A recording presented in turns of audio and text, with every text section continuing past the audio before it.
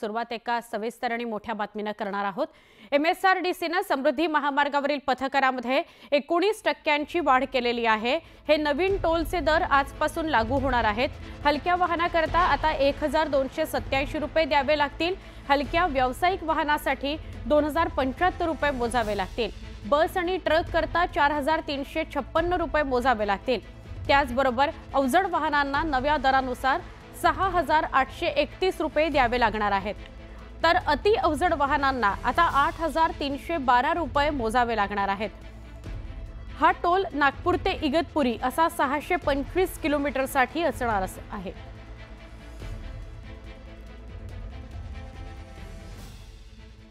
आर्थिक वर्ष संपताच राज्य सरकारने रेडी रेकनर दरात मोठी वाढ केली असून याचा फटका मालमत्ता खरेदी करणाऱ्यांना बसणार आहे। महानगरपालिका क्षेत्रामध्ये 5.95% इतकी वाढ करण्यात आलेली आहे, तर ग्रामीण भागात 3.36% वाढ करण्यात आलेली आहे। म्हाडाने 2025-26 मध्ये राज्यभरात तब्बल 19,497 घरांच्या निर्मितीचं उद्दिष्ट ठेवलंय। हे उद्दिष्ट गाठण्यासाठी म्हाडाने 2025-26 या आर्थिक वर्षाच्या अर्थसंकल्पात गृहप्रकल्पांसाठी भरीव तरतूद केली आहे। या अर्थसंकल्पात गृहनिर्मितीसाठी 15,951 कोटी रुपयाच्या अर्थसंकल्पाला मंजुरी देण्यात आलेली आहे। मुंबईकरांवर आता घनकचरा व्यवस्थापनासाठी पालिकेला पैसे द्यावे लागणार आहेत। शिवाय पाणी मलनिस्सारण आणि वाहन पार्किंगसाठी देखील शुल्क भरावे लागणार असून फेरीवाल्यांना देखील आता भाड्याचं शुल्क द्यावं लागणार आहे। इंदूर महानगरपालिकेने आता रेशनच्या काळ्या बाजाराची माहिती देणाऱ्याला एक अनोखं बक्षीस जाहीर केलेलं आहे। सरकारी रेशनच्या काळ्या बाजाराची माहिती देणाऱ्यांना रोख बक्षीस आणि अयोध्येचं तिकीट दिलं जाणार आहे। देहूतील संत तुकाराम महाराज संस्थानच्या अध्यक्षपदी जालिंदर महाराज मोरे यांची निवड झालेली आहे। अध्यक्ष आणि विश्वस्त पदासाठी संत तुकाराम महाराज संस्थानच्या मुकुंदलालजी पित्ती धर्मशाळेत ही निवडणूक पार पडली। कोल्हापूर जिल्ह्यातून आर्थिक वर्षात मालमत्ता खरेदी विक्रीसह इतर मुद्रांकांच्या माध्यमातून 26 मार्च अखेर 514 कोटींचा महसूल शासनाच्या तिजोरीमध्ये जमा झालाय। जळगाव तालुक्यातील धानवड शिवारात वीज कोसळल्याने एका 15 वर्षीय मुलाचा जागीच मृत्यू झालाय, तर त्याचे आजोबा देखील गंभीर जखमी झाले। जळगावच्या चाळीसगावात शाळकरी मुलीवर भटक्या कुत्र्यांनी हल्ला केला। मुलीच्या पायाचा चावा घेतल्याने मुलगी गंभीर जखमी झाली। ही सर्व घटना सीसीटीव्हीमध्ये कैद झाली। या प्रकरणी पालिकेने कुत्र्यांचा बंदोबस्त करावा अशी मागणी होती। चंद्रपूर जिल्ह्यातील कोरपना इथे आदिवासी लोककला महोत्सव पार पडला। या कार्यक्रमात आशिष शेलार, अशोक कोईके आणि सुधीर मुनगंटीवार यांनी हजेरी लावली। बाजार समितीमध्ये 4000 क्विंटल गव्हाची आवक झाली आहे। यात गव्हाला कमीत कमी 2500 रुपयांपासून 4800 रुपयांपर्यंतचा दर मिळालाय। कांद्यावरील 20% निर्यात शुल्क हटवण्याचा निर्णय केंद्र सरकारने घेतला, मात्र बाजारभाव अद्यापही वाढलेला नाही। त्यामुळे बाजारभाव कधी वाढणार असा सवाल कांदा उत्पादक शेतकऱ्यांनी विचारलाय। काही दिवसांपासून सातत्याने मुंबईमधील वातावरण बदलतंय। तापमानात होणाऱ्या चढ उतारामुळे मध्येच पहाटेचा गारवा आणि मध्येच वाढलेला उकाडा असं वातावरण सध्या शहरात आहे। याचबरोबर ढगाळ वातावरणामुळे सोमवारी सकाळपासून मुंबईकरांना असह्य उकाडा सहन करावा लागतोय। उन्हाळ्यापूर्वी जलवाहिन्यांची तातडीची देखभाल दुरुस्तीची कामं येत्या गुरुवारी पुणे महापालिकेच्या पाणीपुरवठा विभागाकडून करण्यात येणार आहेत। त्यामुळे गुरुवारी संपूर्ण शहराचा पाणीपुरवठा बंद राहणार असून दुसऱ्या दिवशी म्हणजेच शुक्रवारी सकाळी उशिरा आणि कमी दाबाने पाणीपुरवठा होण्याची शक्यता वर्तवण्यात आली आहे। डोंबिवली पश्चिम येथील अतिमहत्त्वाच्या दुरुस्तीच्या कामासाठी काही भागाचा वीज पुरवठा सकाळी 9 ते दुपारी 1 या वेळेमध्ये बंद ठेवण्यात येणार आहे, असं महावितरणाच्या डोंबिवली विभागाच्या कार्यकारी अभियंत्यांनी जाहीर केलं। वाढत्या हवा प्रदूषणाविरोधात नागरिकांनी रस्त्यावर उतरून आंदोलन करून आक्रमक भूमिका घेतल्यानंतर महापालिकेने वाकड ताथवडे या परिसरातील प्रदूषण कमी करण्यासाठी पावलं उचलण्यास सुरुवात केली आहे। हवेची गुणवत्ता सुधारण्यासाठी वाकडमधील भूमकर चौकात हवा शुद्धीकरण यंत्रणा उभारण्यात येणार आहे। कोथरूडमधील रस्ते आणि पाणी प्रश्नासंदर्भात राज्याचे उच्च आणि तंत्र शिक्षण मंत्री चंद्रकांत पाटील यांनी आक्रमक भूमिका घेतली आहे। या संदर्भात महापालिकेच्या पाणीपुरवठा आणि पथ विभागाने तातडीने वस्तुनिष्ठ अहवाल सादर करावा अशी सूचना त्यांनी केली असून अहवालाच्या आधारे पुढील आठवड्यात बैठक घेण्यात येणार आहे। केंद्रीय प्रदूषण नियंत्रण मंडळाच्या पीओपी बंदीच्या सुधारित नियमांचं काटेकोरपणे पालन करण्याचे आदेश न्यायालयानं राज्य प्रदूषण नियंत्रण मंडळ, राज्य सरकार आणि मुंबई महापालिकेसह अन्य महापालिकांना काही महिन्यांपूर्वी दिलेत। या पार्श्वभूमीवर भाद्रपदातील गणेशोत्सवात पर्यावरण स्नेही गणेश मूर्ती घडवण्याकडे गणेशोत्सव मंडळांचा कल वाढतोय।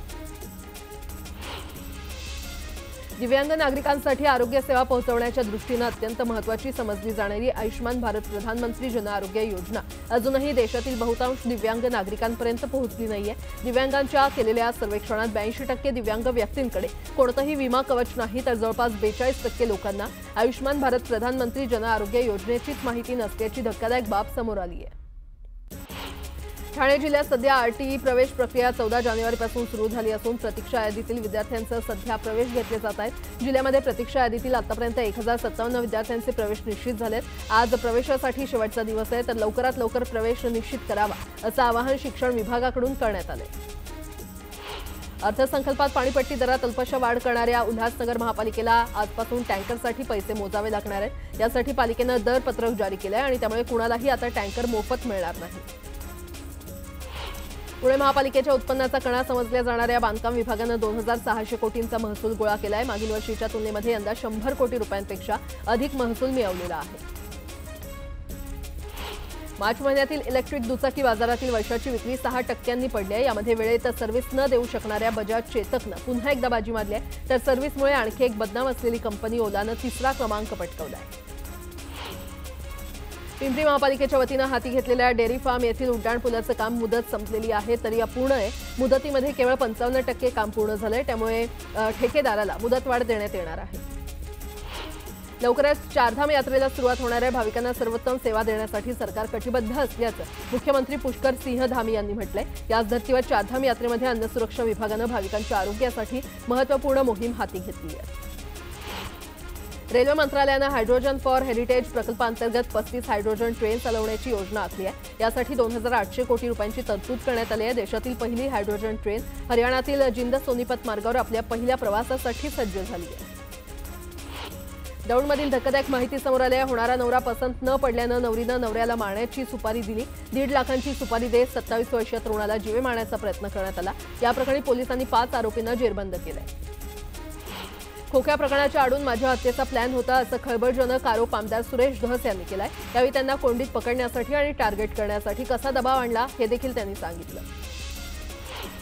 पुणे जिल्ह्यातील सर्वात मोठ्या सहकारी साखर कारखान्याचा चेअरमॅन, पुणे जिल्हा बँकेचा चेअरमॅन आणि जिल्हा परिषदेचा अध्यक्ष ही तिन्ही सर्वात मोठी पदं मिळाली। यानंतर लगेचच आमदार आणि राज्यमंत्री बनलो आणि आता कॅबिनेट मंत्री पदावर काम करण्याची संधी मिळाली असं मंत्री भरणे यांनी सांगितलं। ही नावं घेत असताना भरणेंना अजित पवारांचं नाव घेण्याचं मात्र विसर पडला।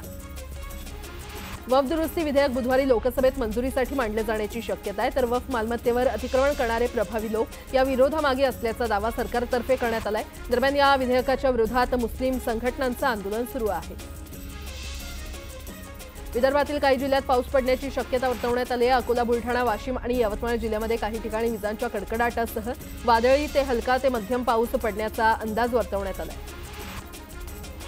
बुलढाणा जिल्ह्यामध्ये अवकाळी पावसानं हजेरी लावली आहे। अचानक आलेल्या पावसामुळे नागरिकांना उष्णतेपासून दिलासा मिळालाय।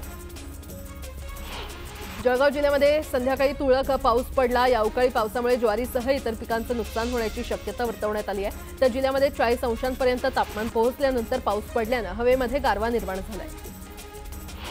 वाशिमच्या मालेगाव आणि शिरपूरसह काही भागात अवकाळी पावसानं हजेरी लावली आहे। अचानक आलेल्या पावसामुळे नागरिकांना उष्णतेपासून दिलासा मिळाला, मात्र या पावसामुळे शेतातील पिकांचं नुकसान होण्याची शक्यता आहे। येवला शहर परिसरात अवकाळी पावसानं हजेरी लावली आहे। सुमारे अर्धा तास पाऊस पडल्यानं हवेत गारवा निर्माण झाला, मात्र अचानक पाऊस आल्यानं काढणीला आलेल्या गहू कांद्याच्या पिकाला फटका बसणार असल्यानं शेतकऱ्यांच्या चिंतेत भर पडली आहे।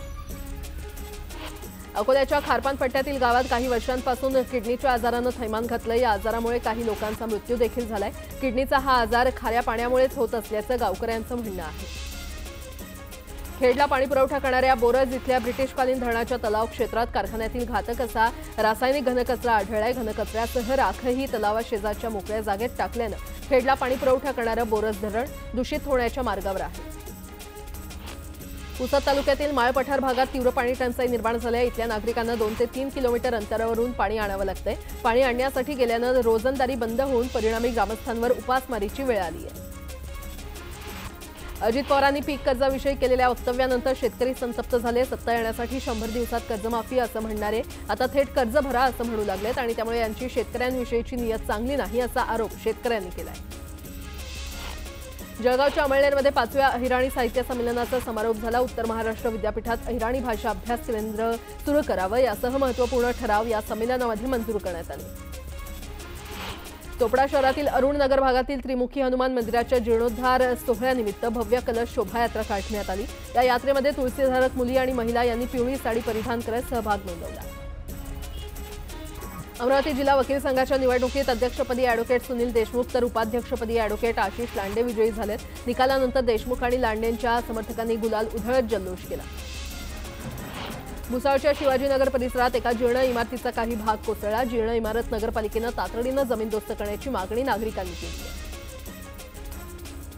जळगावच्या 5 तालुक्यातील तब्बल 296 ग्रामसेवकांनी बेकायदेशीरपणे वेतन आणि प्रवास भत्ता घेतल्याचा प्रकार समोर आलाय। माहिती अधिकार कार्यकर्ता महासंघाचे कार्यकर्ते भगवान चौधरी यांनी याप्रकरणी कारवाईची मागणी केली आहे। बुलढाण्याच्या खामगाव अकोला मार्गावर टेंभुणा गावालगत कंत्राटदारानं रस्ता बांधकाम करताना दोन्ही बाजूनं रस्ता खोदून ठेवला होता, ज्यामुळे अपघात होऊन नागरिकांना त्रास सहन करावा लागत असल्याची बातमी न्यूज 18 लोकमतनं दाखवली होती। त्यानंतर कंत्राटदारानं धसका घेत रस्त्याच्या एका बाजूच्या लेनचं डांबरीकरण करून हा रस्ता प्रवाशांसाठी खुला केला। हिंगोली शहरातील तोफखाना भागात असलेल्या एका कोळ्या विहिरीत दारूच्या नशेत एक मद्यपी पडला। नमाज अदा करून परत येणाऱ्या काही जणांना ही बाब लक्षात आली। त्यानंतर या तरुणांनी विहिरीत उतरून दोरीच्या सहाय्यानं व्यक्तीला बांधून सुखरूप बाहेर काढलं। त्यानंतर या मद्यपीला पोलिसांच्या स्वाधीन करण्यात आलं। चाळीसगावात 8 एप्रिल रोजी रिपब्लिकन पक्षाचे राष्ट्रीय अध्यक्ष रामदास आठवलेंच्या उपस्थितीमध्ये मेळाव्याचं आयोजन करण्यात आलं। या पार्श्वभूमीवर रिपाई पक्षाची चाळीसगावात बैठक झाली। या बैठकीत तयारीचा आढावा घेण्यात आला। धाराशिव जिल्ह्यातील म्हसोबावाडी गावात ग्रामपंचायतीनं 8 लाखांचा रस्ता तब्बल 72 तासात बांधून पूर्ण केलाय। मात्र वस्तुस्थिती पाहिली तर रस्त्यावर खड्डे की खड्ड्यात रस्ता अशी परिस्थिती आहे। यानंतर संतप्त गावकऱ्यांनी गतिमान भ्रष्टाचार करणाऱ्या ग्रामपंचायतीविरोधात तक्रार केली आहे। वर्ध्याच्या जिल्हा शिक्षण आणि प्रशिक्षण कार्यालयामध्ये राज्यस्तरीय व्हिडिओ निर्मिती स्पर्धा पार पडली। यातील विजेत्यांना पुरस्काराचं वितरण करण्यात आलं। या कार्यक्रमात पालकमंत्री पंकज भोयर आणि जिल्हाधिकाऱ्यांनी उपस्थिती दर्शवली।